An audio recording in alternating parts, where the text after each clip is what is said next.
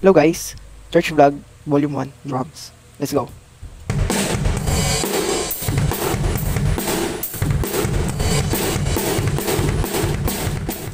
Hi, let's talk about drums. Let's go!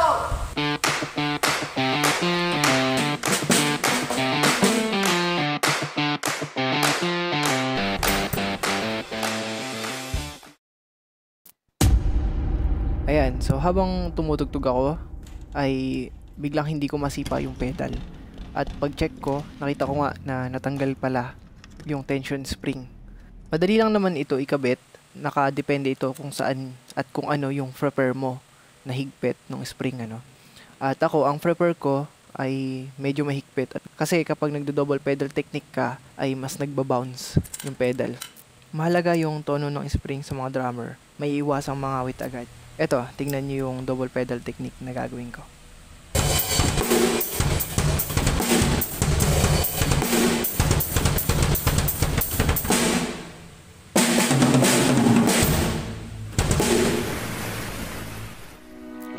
Hi, I'm a drummer. Of course, lagi akong may dalang tuner kahit saan ako magpunta.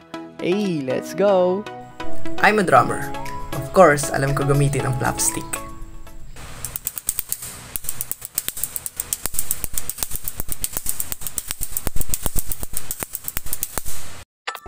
I'm a drummer. Of course, single ako. Let's go! Ayan, so balik na tayo. Papalitan ko yung butter head ng bass drum, kaya tinatanggal ko muna yung mga toms. Ayan, so makikita nyo, nakatape na siya. Ang ipapalit nga pala dito ay Remo. Remo din ano. So magandang quality ito. Medyo may kamahalan nga lang. Ang maganda dito, meron na siyang pad. So meron siyang patch tsaka pad na magsisilbing protection sa kick. Sa pedal mo. Okay? Remo ang tatak niya. At meron na siyang patch. So ito naman, yung pad niya. Tatanggalin ko, dodoblehin ko lang. Nakamagnet naman na yan.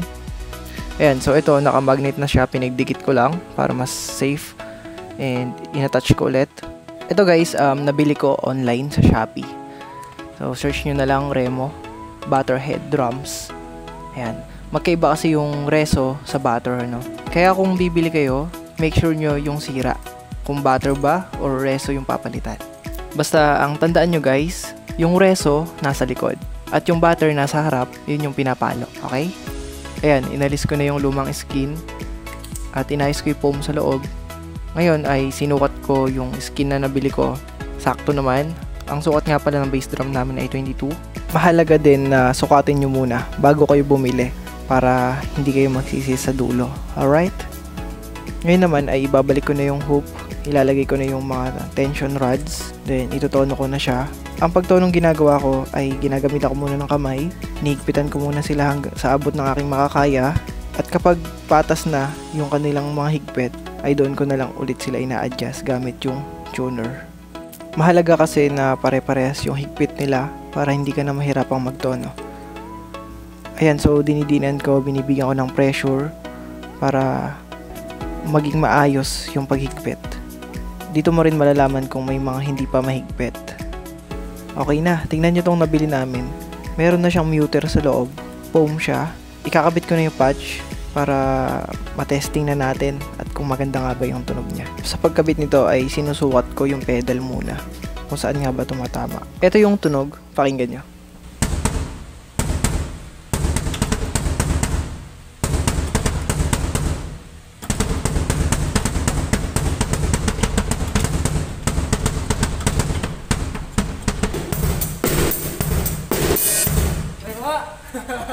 Ayaw pa naman ko yan.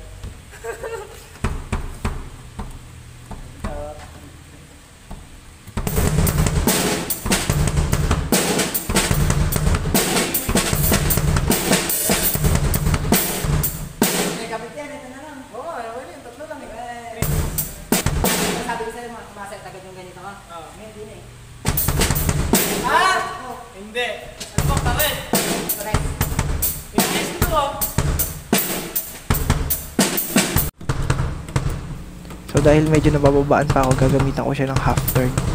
Tataasan ko pa ng kalahati.